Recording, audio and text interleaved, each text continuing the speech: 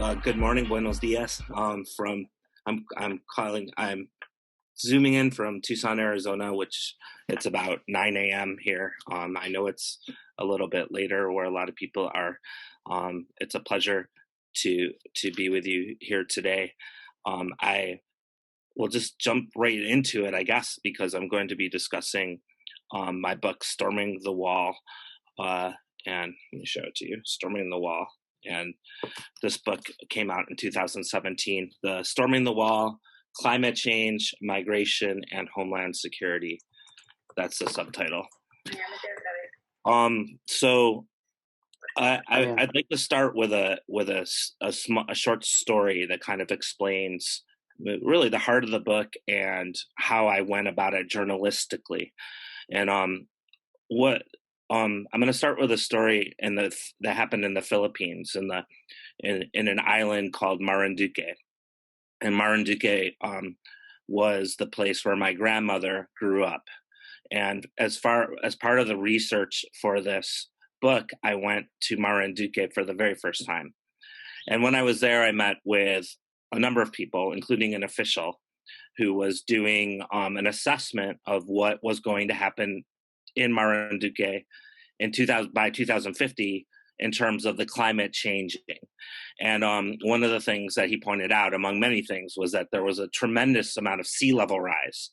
And he told me a certain part of the island to go to where I could see for myself. And so I went to this part of the island, a town called Bologo, and I started walking, and I came upon a house, and in the house there was waves coming in and out of the house. And mind you, this very day there was a little small storm surge, and the storm surge caused the tide to move in a little bit more. There was a typhoon hitting the north part of many miles, like hundreds of miles away, but it still affected the weather there.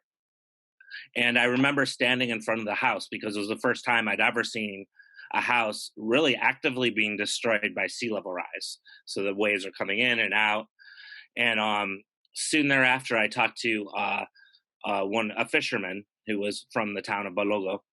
And he started to tell me, he said, well, the sea has been coming in for years now. And he pointed out to this buoy, and this buoy was rocking back and forth in the sea about 20 or 25 feet out. And he said, the shore used to be there, and now it's coming in. And right after that, there was a young man that came out, and he was carrying his child.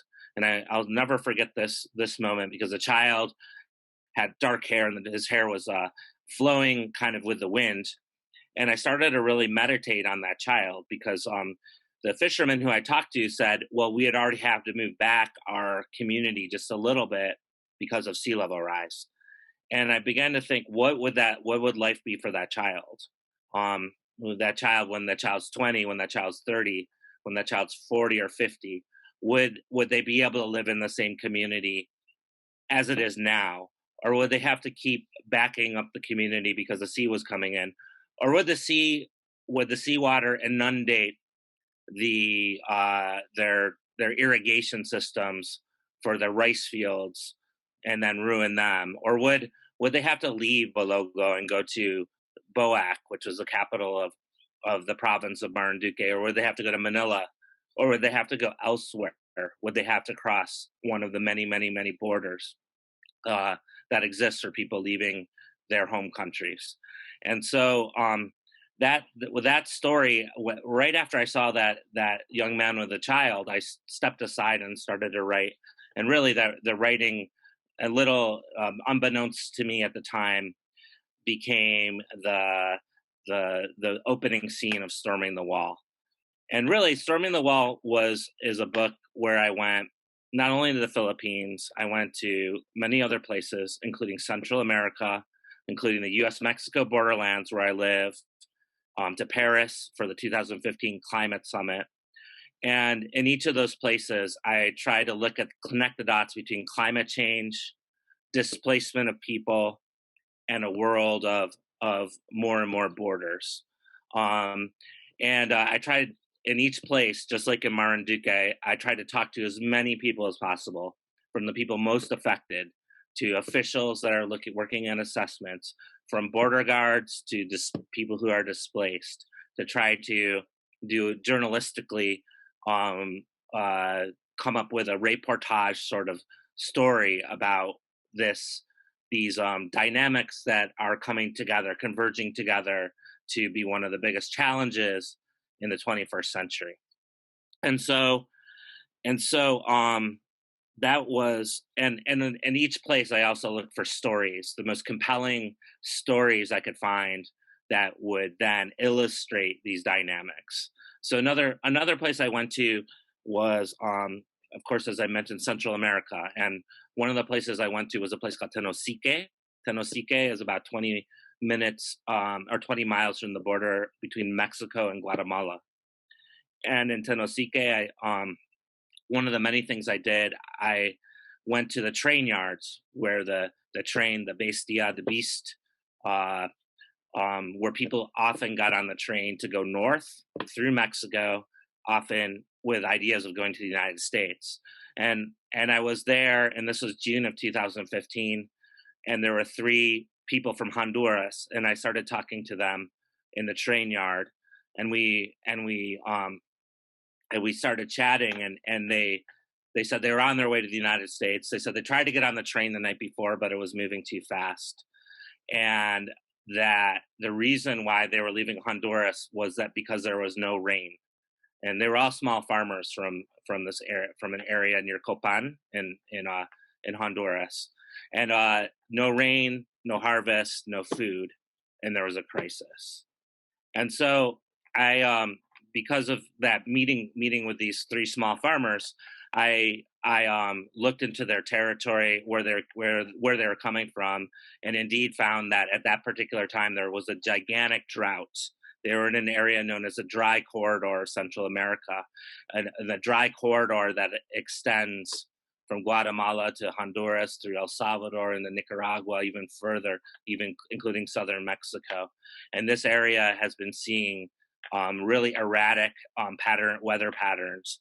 And in this case, there was a drought, and this drought affected, according to reports, 1 million people in that region. Se dice que afectó a 1 millón de personas en la región.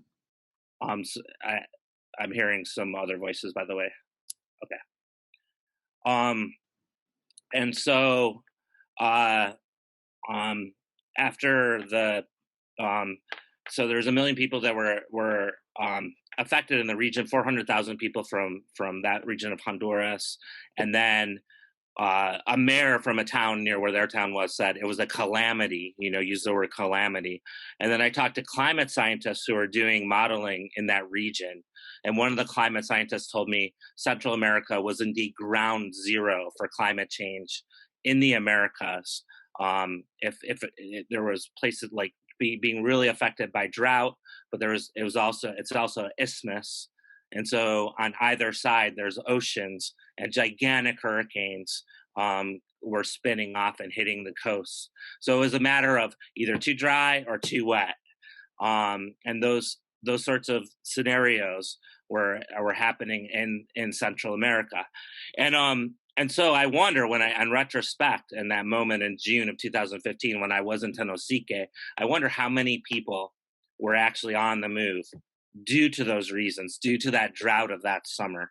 And it's hard to say. It's hard to really parse out, the numbers of climate change. Like the sociologist Christian Ponente says, he has a theory called the catastrophic convergence, where there are a number of different factors that are converging together. There's often all kinds of different crises that are often put in separate, but they're together.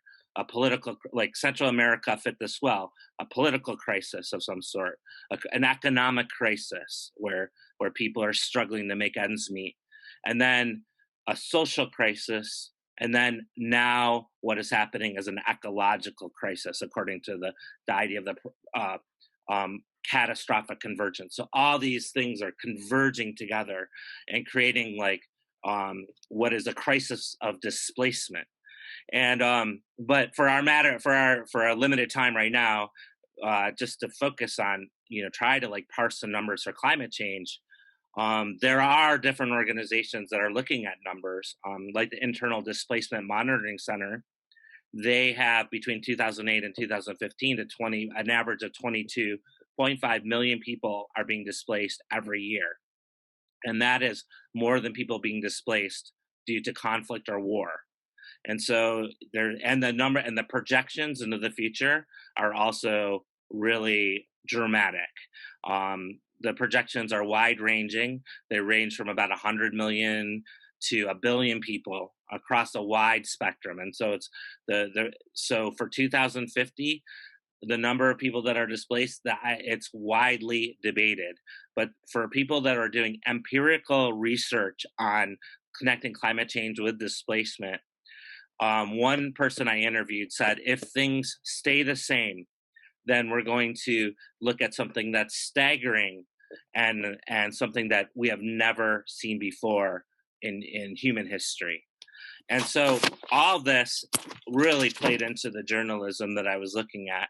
And one of the things that stands out is there's no status for a climate refugee, right? There's different debates that have been going on, but the definition of refugee does not include climate.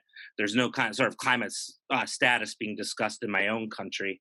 And so what happens when people are displaced, and a lot of times when people are displaced for environmental reasons, the studies show that people stick close to home, but more and more people are crossing borders, and more people are crossing borders than ever before in history. And so what that's the third element of what I want to talk about, and then I'll be quiet and I can answer some questions or have some conversation. But the third element is that when people cross the borders, and it doesn't matter why, if they don't have the proper documents, then they're going to hit an increasing border regime. And for that, I want to read one little passage. It comes from an assessment from the U.S. Pentagon in 2003. And it's looking at a worst case scenario in terms of climate change. And it says, the United States and Australia are likely to build defensive fortresses around their countries because they have the resources and reserves to achieve self-sufficiency. They say borders will be strengthened around the country to hold back unwanted starving immigrants from the Caribbean islands, and an especially severe problem. And this is a direct quote from the Pentagon's assessment paper. It says, unwanted starving immigrants from the Caribbean islands, and especially severe problem, Mexico and South America. And so this idea, that's maybe one of the more raw assessments of what we're seeing from the U.S. Pentagon, from the U.S. Department of Homeland Security in relation to climate change, but they all kind of say the same thing. There's this idea that there's going to be a lot of people displaced, and the answer to that is that the United States is going to build up its borders.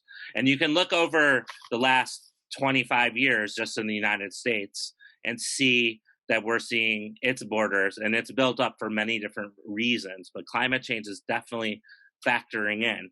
But the U.S. border, for example, when you look at the budgets that go for border and immigration enforcement in the United States, in 1994, it was $1.5 billion, the annual budget. And then in 2020, it was more than $25 billion. So that's a dramatic, unprecedented growth of an enforcement apparatus. And this translates in terms of agents. It went from 4,000 Border Patrol agents to 21,000. It transfers in terms of walls and barriers. Before Donald Trump was president of the United States, there was 700 miles of walls on the U.S.-Mexico border, which is about 2,000 miles long. And it translates in technologies. And this is something we're going to discuss in the panel at 7 o'clock, I believe. And that's the border industry. And one part of the border industry that I've looked into is the technological part of it, the drones, the surveillance towers, the cameras, the motion sensors, all of that has inundated the United States border. And so it's grown in epic proportions and compared to what it used to be. And so this is not only the United States is but one example, right? And I want to kind of end on one other stat which shows that kind of says it all as far as the building of borders in the time of climate displacement, in the time of climate catastrophe, better than anything else. And that it was when the Berlin Wall fell in 1989, there were 15 border walls. Now there are 70 border walls around the world.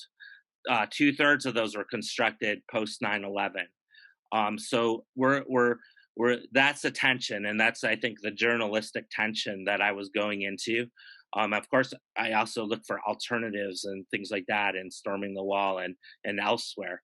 But that's the tension. This world in the 21st century of, on one hand, and this projections for increased displacement due to climate change, and on the other hand, a world of increasing borders, and looking how those collide or come together, and then looking at different ideas. Does that have to be this? Does it have to be this way? Are there other ways that we can go about this? And with that, I will cerrar la boca and have a conversation. Thank you, Todd.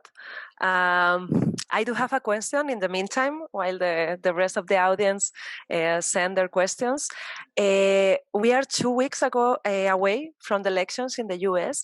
Is this conversation happening? Is anyone talking about climate change and migration?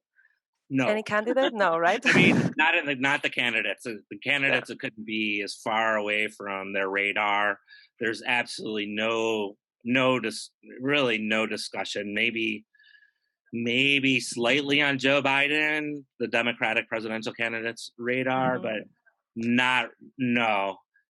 There's it's not even, like, in that sense, it's not something that's in the mainstream in conversation in the United States. It's not being debated in the Senate or the Congress. It's not even really discussed in the mainstream media, at least, though there are journalists that do take on these topics. They're usually, well, I mean, there have been some that have appeared in the New York Times, some exposés, but for the most part, it's really not being discussed. Not, yeah, I imagine so. But having, for example, the new Green Deal on the table, is the new Green Deal talks about this matter, talks about how climate change is driving an increasing number of migrants to the US? It's even at this point a kind of a fringe element in the new Green Deal, which there are some of us actually, and I've been included. I was asked to write an article about it to try to influence the text of the new Green Deal around this issue. There's many people that think that it should be more in the forefront. I mean, especially considering when you consider the greenhouse gas emissions coming from the United States, for example, and how they are just, like, for Central American countries, 700 times more than since 1900 than Guatemala, Honduras, and El Salvador combined. That the sort of disproportionate effect that the place like the United States is having in affecting the biosphere of the world makes it, like, many of us think it's imperative that it would be in the new Green Deal. Yeah. Yeah, it's important for sure. Well, this went by really, really fast. I don't know, we have a couple of minutes left. I'm asking the audience if they have any questions. Please go ahead and ask them now, as we have still 2 minutes. Aún tenemos 2 minutos por si queréis mandar vuestras preguntas. Ahí tenemos a alguien. We have someone. Can you read it, Todd? Do you have preguntas and respuestas? I can read it for you. Yeah, could you please? I don't see it. Okay. Hi, Todd. Thank you for your input. It was really interesting. What would you suggest to report about climate and migration at a local level? Where can journalists start looking for stories? Oh, everywhere. I mean, that's where it happens, right, at the local level. So climate, I just went to so many places for this book, and I could have chose 100 other places and I would have found similar things. So obviously climate change affects everywhere. and it's usually, whether it be in, you know, Guatemala or Mexico or the United States, it's always, or other places in the world, right? It's always affecting the people that are most, you know, and most marginalized, right? And so in every community, you can kind of see that, how that happens. So I think locally, very locally, you just look at the dynamics. What are the different assessments that are happening for that local area? You go and then go interview the people that are most impacted, and the people, and then officials. So that's kind of my recipe, and then leaving a lot of room therein to, because always the story starts to evolve, and you find out. I'm always surprised, right? And then I end up interviewing another person, and this story is the story of the century. Really, it's one of the biggest stories of the century. One of the stories, I shouldn't say the story. One of the stories of the century, and it's just going to be everywhere. So, I mean, you just hit the ground running wherever you are, I would say. Okay. Thank you so much, Todd. We have to end now. We are going to talk to you again at 7. Vamos a tener otra ponencia a las 7 con 5 ponentes increíbles, entre ellos Todd Miller va a volver a estar hablando sobre fronteras, sobre el cambio climático y sobre la industria de control migratorio. Así que nada, sin más por ahora, nos despedimos. Muchísimas gracias, Todd, por estar con nosotros, y a la audiencia también, muchas gracias por estar ahí. Os esperamos en la siguiente charla de MIGRATALKS. Adiós, gracias.